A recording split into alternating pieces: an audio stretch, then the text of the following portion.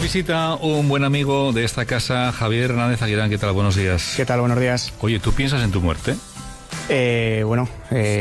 No todos los días, pero no, sí que es cierto que es algo que deberíamos tener, yo creo que más interiorizado en nuestra existencia, en nuestra vida, porque en las conferencias de hecho hablamos de un poco de una pincelada del asunto, pero sí que me da la impresión de que al final el no tenerla interiorizada y el pensar que le tenemos miedo a morirnos, lo que hace es tenernos, o nos convierte, o hace que le tengamos más miedo a nuestra propia vida, ¿no? Hombre, un poquito de miedito sí da, ¿no? Un poquito de, no sé, de cosas, ¿no? Bueno, yo creo que lo tienes que entender como una parte de la vida, ¿no? Que es inherente a ella, y si la entiendes como eso y la incorporas como eso, el mayor recurso y la mayor riqueza que te da es saber que seas más o menos conservador con tu propia vida o arriesgas más o menos o tomes más o menos decisiones,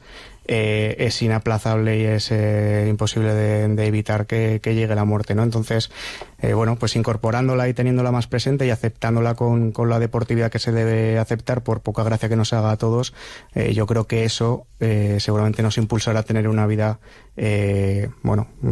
rodeada de menos miedos, no la muerte, sino la propia vida. Oye, ¿qué tal el jueves con Lorenzo? Aquí te dejé con Lorenzo y no sé bien. Bien, muy bien. Chico. Se le da bien, sí. Se le da bien. Se le da majo, sí. Bueno, vale. Esto parece que está ahí, parece que no te está escuchando, pero sé que te está escuchando. Hombre, por eso lo he dicho. Vale. Me parece que tampoco lo estaba viendo, pero sabía que estaba allí. Bien. Javier, ¿cómo él se define? Recordamos, conferenciante motivacional, diploma paralímpico en Londres, periodista deportivo. En su web, de los pies a la cabeza, hay muchas frases que son fantásticas, que encierran muchos mensajes. Hoy nos detenemos en una. He elegido esta porque me ha parecido muy, muy chula. Ponte metas altas, es posible que no las alcances y seguro que mejorarás. Es una de las 24 causas para las 24 horas que aparecen en tu web. ¿Qué quieres decir con esta frase? Bueno, a mí me da la impresión de que desde niños, en todos los ámbitos, en el colegio, en casa también seguramente, en cualquiera que sean nuestros entornos, no sé si nos enseñan, pero aprendemos a competir contra los demás, ¿no? Y yo creo que contra los demás no existe ningún tipo de competencia. La única competencia debe ser contigo mismo, y la única comparación debe ser contigo mismo, no con el otro. Si tú compites contra el de al lado, en el mejor de los casos vas a ganar la batalla, pero te vas a quedar donde estás, ¿no? Porque al final es una batalla casi de permanencia, de supervivencia. Y eso hace que el listón no se eleve, porque va a estar siempre a ras de suelo donde estás ahora mismo. Sí, pero esto es un arma de doble filo, ¿no? Porque cuanto mayor es la expectativa, mayor es el fracaso. Depende de lo que consideres fracaso y de lo que consideres éxito, que seguramente eso también habría que revisarlo, y me parece que está en otra de esas 24 frases. En la conferencia, desde luego, que es algo en lo que nos detenemos mucho, ¿no? Se considera éxito lo que a mí me da la impresión de que no es. Éxito es ser el mejor del mundo en algo, o ser mejor que todos los demás en algo. Y para mí éxito solo es ser lo mejor que puedas ser en cualquier cosa que hagas. Por ejemplo, ¿cuál es la mayor meta que te has puesto en la vida, Javier?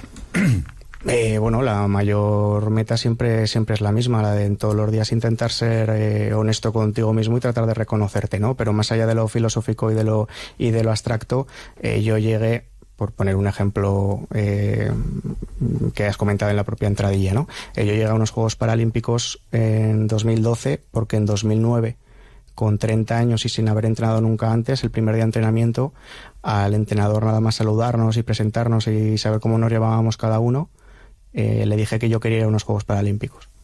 Con 30 años, ya un físico no demasiado joven y sin haber entrenado nunca antes. Yo no fui a los Juegos Paralímpicos porque le dije al entrenador que quería ir. Fui porque durante los siguientes 3 años y medio me maté absolutamente a entrenar. E incluso el último año entrenaba entre agua y gimnasio 40 horas a la semana. Yo fui a los Juegos Paralímpicos porque entrené todo eso. Pero si no hubieras tenido ese punto de partida, si no me hubiese fijado esa meta, todo lo que viene después, ya no solo llegar, sino estar preparado para asumir todo ese esfuerzo, lo habría lo habría asumido, ¿no? Lo habría aceptado. Entonces, a mí me da la impresión que es lo que comentas, que nos da miedo el ponernos metas muy altas, porque lo normal es que no lo consigamos, y entonces ahí siempre viene el ojo social y la voz social que nos mira de reojo y nos dice ¿a dónde ibas, no? Flipao, que es imposible que llegues. Y nos frena mucho eso, nos pesa mucho eso, porque le damos demasiada importancia. Yo prefiero ponerme una meta alta y no llegar, que ponerme una meta media o baja para tener más claro y más garantías de llegar y de alcanzarlo. Sí, este es como el viejo truco de los fines de semana, los padres, ¿no? Esa paga que te daban, dice, bueno, necesito 20, voy a pedirles 30, porque no me van a dar 30. Claro, bueno, me dan 15, estoy más cerca de los 20, ¿no? Efectivamente, ¿no? Exacto. Pero al final, si nos paramos a pensarlo tan solo un segundo, es el mayor factor limitante de la vida de todos, de absolutamente todos, es ese.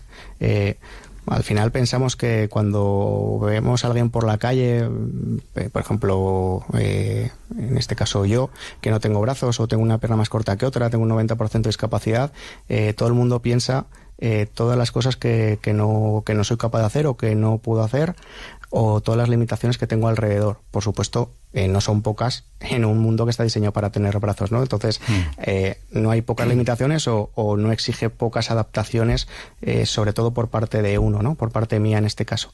Pero la mayor limitación del mundo, seas como seas, tengas los brazos que tengas las piernas que tengas las habilidades que tengas, es lo que tú a ti mismo te digas que no eres capaz de hacer antes de intentarlo.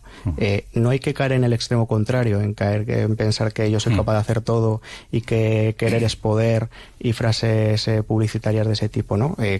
Bueno, querer no es poder. Está claro que si no quieres no puedes, pero solo con querer no se puede. Tienes que empezar queriendo y luego intentarlo mucho, y ahí ya veremos si tu condición imperfecta como ser humano te permite poder o no. Pero el mayor factor limitante siempre en la vida de todos es, por si acaso no lo consigo, voy a ponerme una meta baja, ¿no? Para que al menos, si no lo consigo, que la gente no piense que soy un enterado de esto, un optimista de la vida. Sí. Y si lo consigo, como es más fácil y hay más probabilidades de lograrlo, pues bueno, pues me cuelgo una medalla. Nosotros vivimos muchas veces, por desgracia, demasiado pendientes de la reacción que va a tener por parte de una segunda o tercera persona, y eso hay que tenerlo en cuenta porque vivimos en sociedad, pero sobre todo tienes que valorar lo que tú contigo mismo te esperas de ti y te exiges y te reconoces, ¿no? Una cuestión, lo decías tú ahora mismo, y efectivamente hay encuestas que revelan que las personas con discapacidad tienen una buena calidad de vida. Además, ¿no? Hace unos programas hablábamos del sentido del humor que tienen muchas personas con discapacidad, ¿no? Porque a menudo la gente asumimos que las personas con alguna discapacidad son infelices. Se asumen muchas cosas de demasiada gente antes de conocerla. Creo que lo comentaba con Lorenzo el otro día, ¿no? Yo no vengo aquí en representación y en voz de ningún colectivo, porque no me siento representado por ninguno, no por el colectivo en concreto, sino porque a mí me parece que yo puedo representarme a mí mismo y esforzándome mucho, ¿no?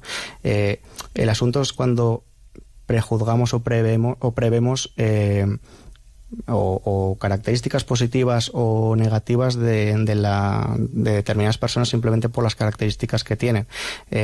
Habrá personas con discapacidad que sean felices, otras que sean infelices. Habrá personas con discapacidad que sean un ejemplo de superación y de esfuerzo, y personas con discapacidad que no sean un ejemplo de superación y de esfuerzo. ¿Por qué? Porque la discapacidad no te sustantiva, la discapacidad no es tu sujeto eres tú. La discapacidad es una característica simplemente, no poca, no pequeña, dependiendo de los casos, pero simplemente una característica. A mí, por ejemplo, hay veces, después de las conferencias o en alguna entrevista o simplemente encontrándome con alguien, que con la mejor intención, la mejor voluntad, yo creo que confunden un poco la parte con el todo, ¿no? Te dicen, ¿no? ¿Qué mérito tienes? Y digo, bueno, pues no sé si tengo mucho poco. La verdad es que nunca lo he medido, pero ¿por qué crees que tengo mérito? Y, hombre, porque no tienes brazos. Y entonces ahí es donde yo creo que hace falta un segundo de pausa para entender las cosas mejor. Yo no tengo mérito por no tener brazos. A mí no me dieron a elegir antes de nacer si quería tener brazos o no. Yo puedo tener mérito, como todos, tengamos o no una discapacidad, porque con lo que pueda tener y lo que me pueda faltar, que al final a todos nos pasa, no ha nacido el ser humano perfecto, a unos se nos ve más y a otros menos, pero con lo que pueda tener y lo que me pueda faltar, intentar dar mi mejor versión y ser lo mejor que pueda ser todos los días. Ahí es donde está el mérito, no en tener 2 brazos o ninguno, o medir 1,5 metros. Si te hubieran preguntado, hubieras elegido tener brazos, ¿no? Claro, porque bueno, habría tenido más mérito eligiendo no tenerlos, pero habría sido bastante más estúpido por mi parte, ¿no? Oye, Javier, nos vamos con una canción que has elegido tú, de un grupo uruguayo. Me ha sorprendido mucho. Sí, a mí también me sorprendió el grupo cuando lo conocí. De hecho, fue de una manera totalmente fortuita, porque fue en Argentina, en Buenos Aires, en el Luna Park, que tiene algo de leyenda el lugar. Estaba ahí, creo que coincidió con cuando me saqué el título de entrenador de fútbol. Fui a un concierto de un grupo argentino que se llama La Versuit, y estaba este grupo de telonero, y de lejos fue lo mejor del concierto. En directo son muy muy buenos, y bueno, yo creo que esto es una grabación de un directo, creo que también, y se llama 4 pesos de propina. Lo recomiendo si alguien no lo conoce. Y este es un tema que se llama Mi Revolución, que no es la de nadie, pero debería ser la de todos.